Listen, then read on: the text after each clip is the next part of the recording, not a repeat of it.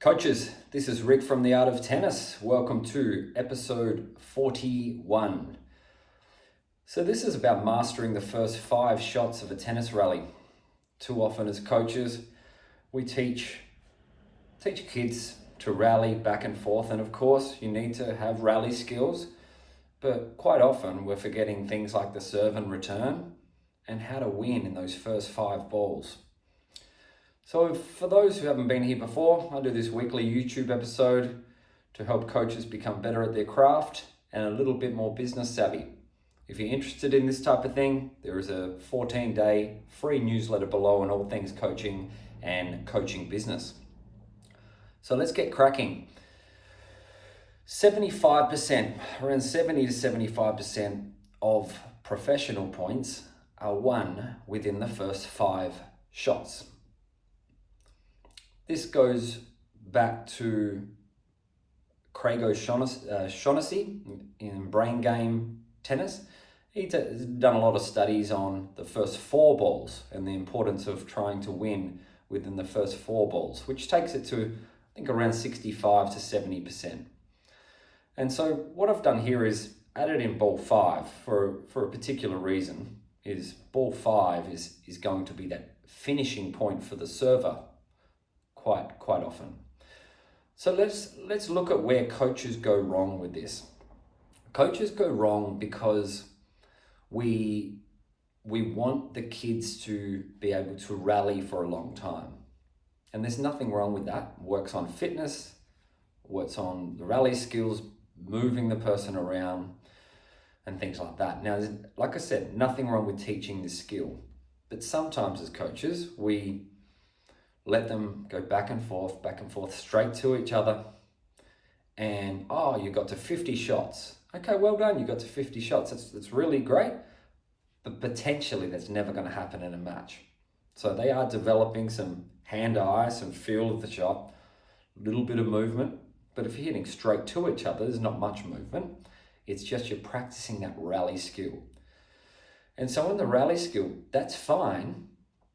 But that's ball 6 onwards is where those rally skills really kick in, when things get a bit more neutral in the rally and you're then trying to manipulate the points a little bit.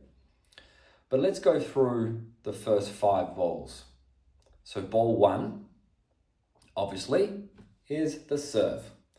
So ball 1 gets more damaging each year or each bunch of hours of development that a young player plays.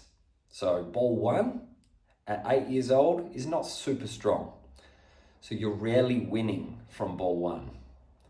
Once you get to maybe 11 or 12 years old, ball 1, as a good young player, will start to get strong enough that they might serve their first few aces, or they might, set some unforced errors of the opponent, or maybe just the short ball return.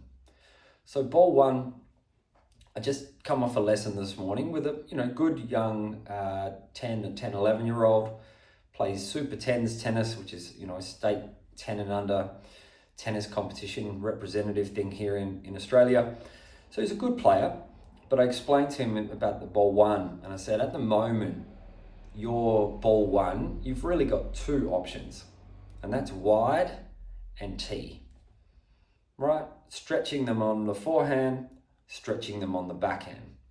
Now, of course, as he gets older, he'll have a 3rd option, which will be body.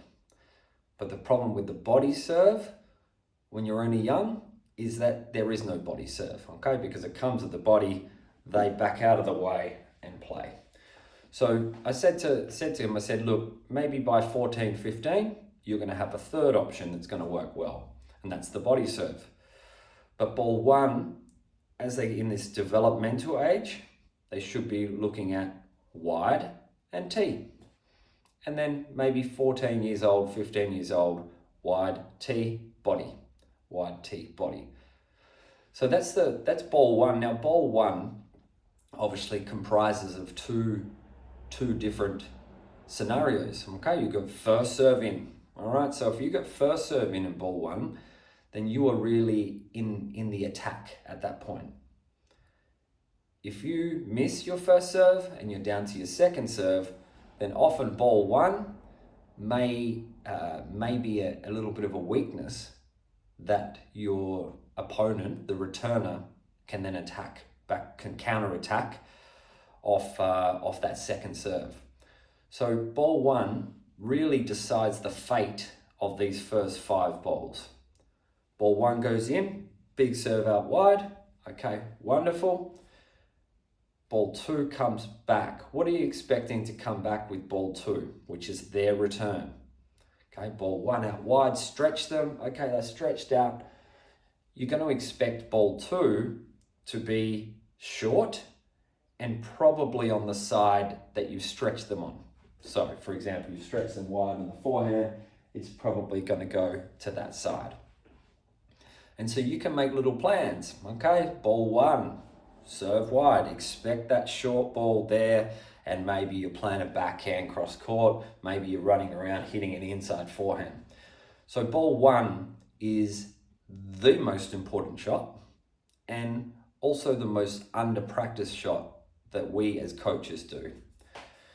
How often are coaches practicing, putting serves into every rally during their coaching? Okay, especially even like a hot shots introductory tennis.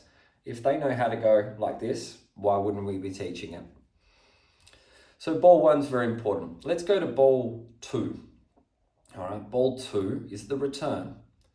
So ball two, like we said, if it's a first serve, ball two might be very defensive. All right, short swing, okay, loading a nice deep split step, short swing, and you're just trying to neutralize the point. So ball two is often just neutralizing it, getting it back deep, and often to the middle can work quite well. Djokovic does that to really great effect, is returning deep down the middle, cuts off the angles, and neutralizes. And the reason they're trying to do that off the first serve is so that ball three doesn't become the weapon.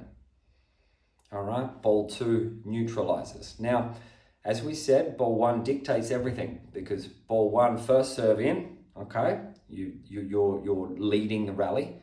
Miss the first serve, second serve in. Now, young kids, their second serve can be a little bit weak. So before that develops that nice big kick spin serve, then the second serve of ball one can be quite weak. So then the returner, who's playing ball two, they've got an opportunity to really attack that second serve. So you're always encouraging kids to, first serve and second serve, press forwards, okay, move in 1 meter, 2 meters. All right, you're wanting them to attack the second serve. Okay, so that's ball two.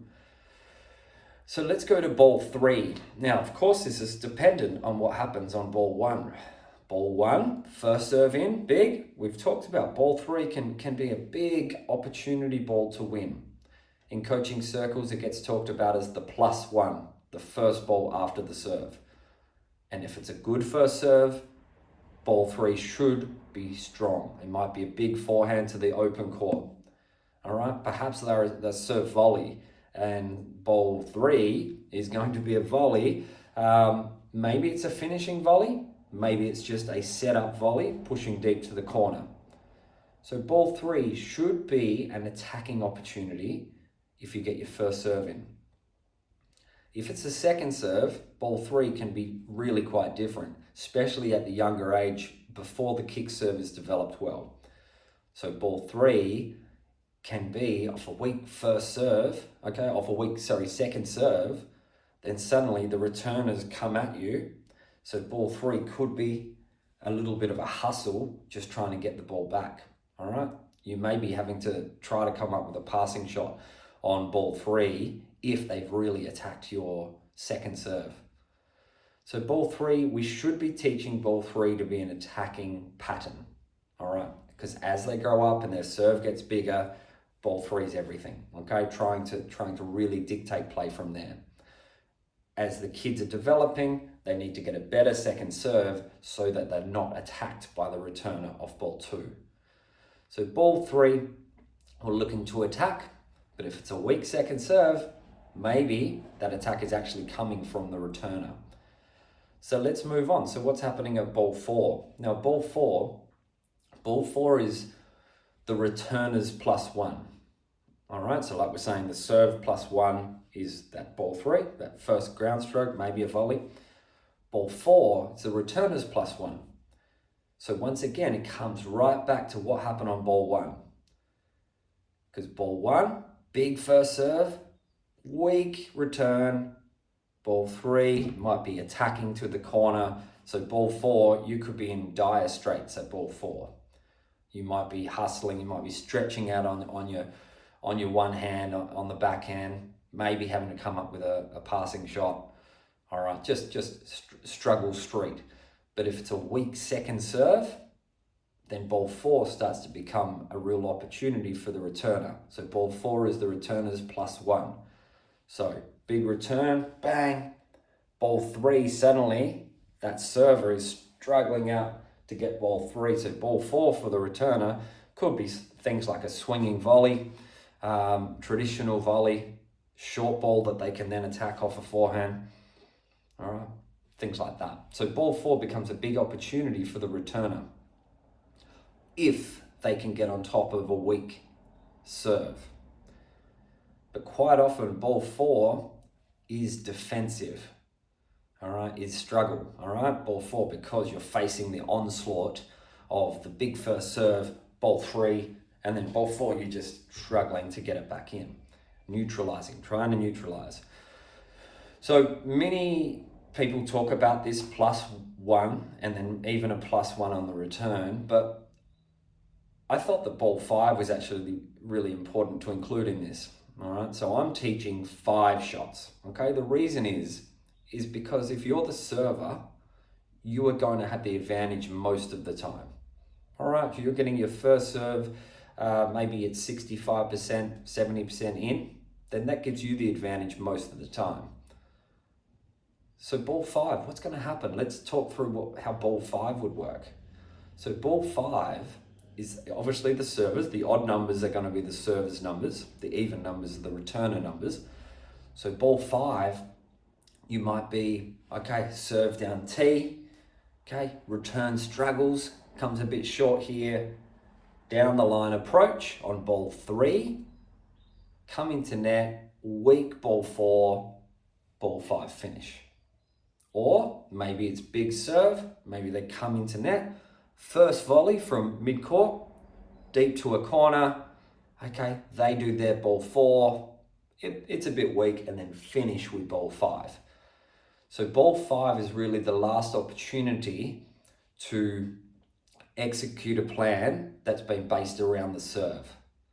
All right, it's normally based around a good first serve. So once again, the importance of a good first serve.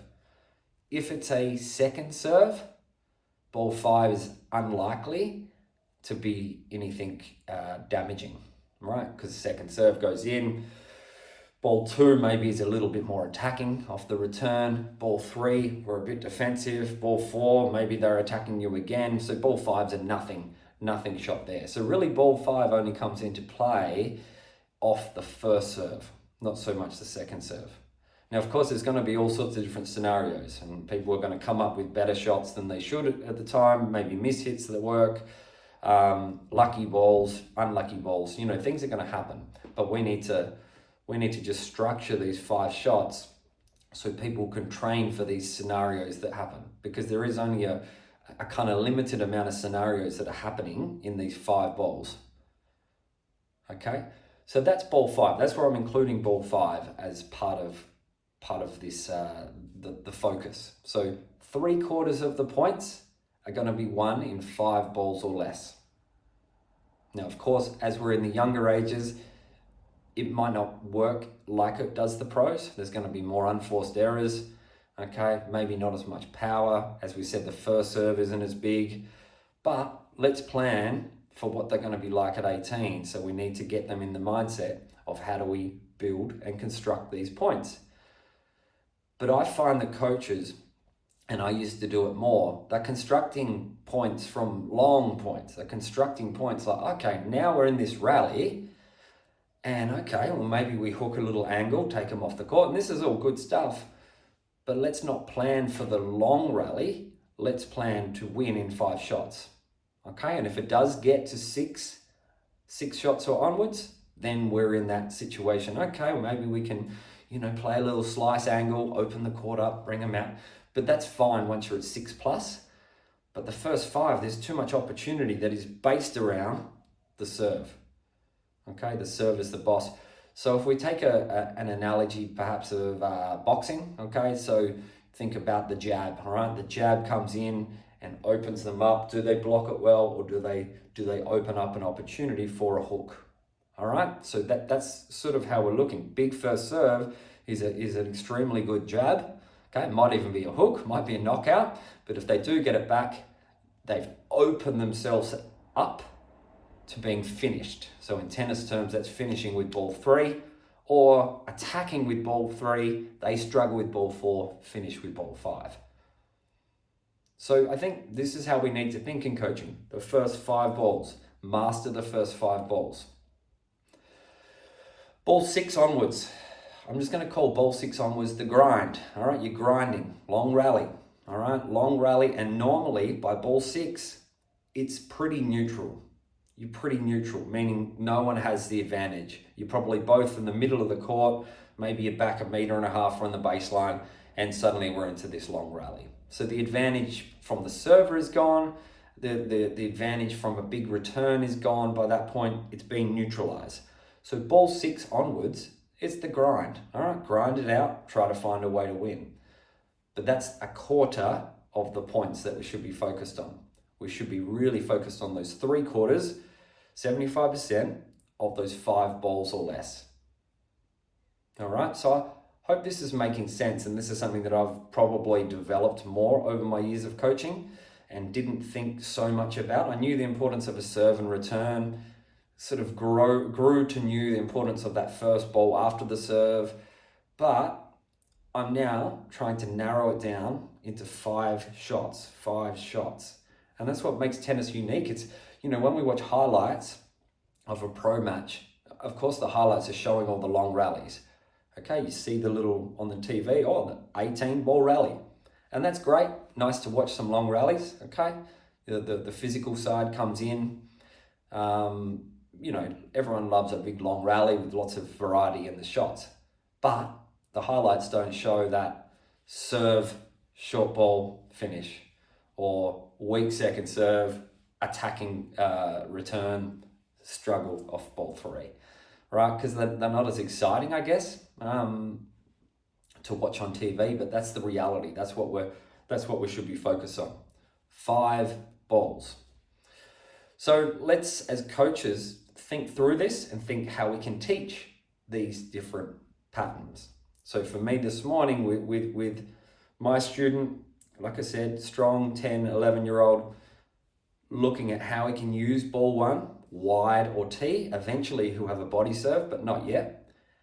And then how he can use ball 3. So if he did a decent wide serve or tee serve, then I would give him a weak return or weak ball 2, so then he could practice and get in the mindset of finishing with ball 3.